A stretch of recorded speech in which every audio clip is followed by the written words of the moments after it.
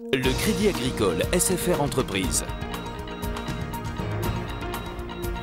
EDF, Crête d'Or.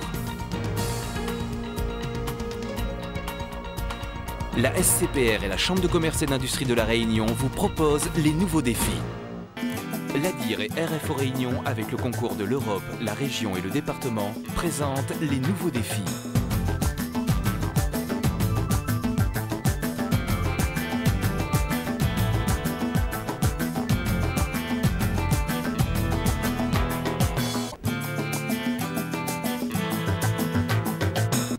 Le port. Chaque année arrivent ici 75 000 conteneurs. À l'intérieur, les produits les plus divers, des télés, des radios, des meubles, de la nourriture et des choses qu'on nomme d'un nom étrange, les intrants industriels. Qu'est-ce qu'un intrant?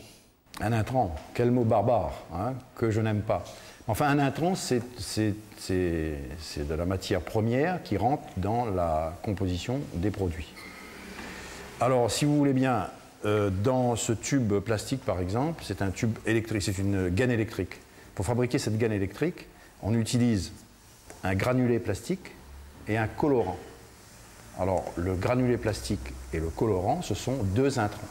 Actuellement, en moyenne, dans un conteneur qui arrive de métropole, il y a 60% de marchandises qui sont des importations de biens finis, des biens fabriqués ailleurs, et 5% d'intrants industriels, c'est-à-dire des matières premières. Par exemple, ces produits chimiques qui deviendront de la peinture réunionnaise, ou encore ces boîtes de conserve qui vont recevoir des recettes réunionnaises, ou encore ces bobines de métal qui vont devenir des charpentes, des volets, des tôles made in Réunion. On sait très bien qu'actuellement, il y a le positionnement du gouvernement sur le coût des billets d'avion qui doit être appliqué pour tous les consommateurs. Ça, on s'en passe. Il y a aussi ce qu'on appelle la continuité territoriale sur les produits finis. Ça, on n'en veut pas. Hein, c'est la mort de l'économie réunionnaise. Par contre, là où on défend notre engagement au niveau de la continuité territoriale, sur les produits semi-finis et sur les matières premières. En fait, au nom de la continuité territoriale qui permet de subventionner les billets d'avion, les industriels et les artisans réunionnais souhaiteraient une aide au transport des intrants industriels. Une aide chiffrée par l'ADIR à 11 millions d'euros, soit l'équivalent du prix de 5000 conteneurs de 20 pieds, soit la totalité des intrants industriels importés à La Réunion.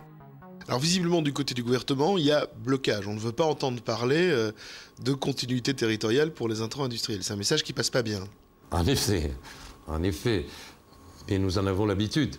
Il va falloir être convaincants, nous y préparons, nous y mettons tout notre savoir-faire un peu en particulier à l'ADIR, qui a un gros savoir-faire dans ce domaine, et je pense qu'on arrivera à convaincre, compte tenu finalement, pour le transport des intrants, compte tenu du faible niveau de notre tissu industriel, il faut savoir que il ne s'agit pas des sommes importantes.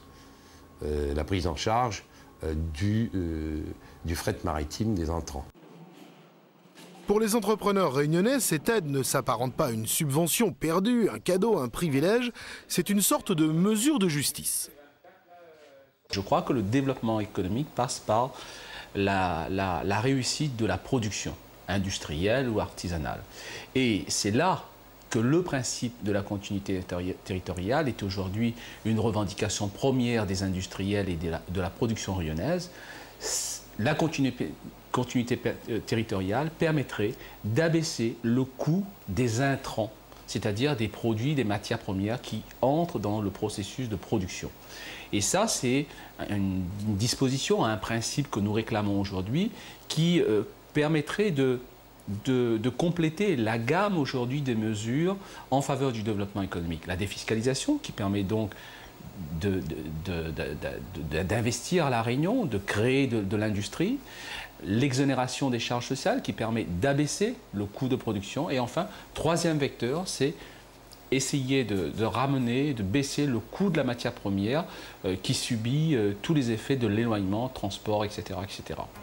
Si cette aide devait intervenir, ce serait forcément dans le cadre de l'article 299.2 du traité de Maastricht qui autorise les aides aux régions périphériques. C'est donc un dossier qui, pour aboutir, doit être défendu à la région, à Paris et à Bruxelles.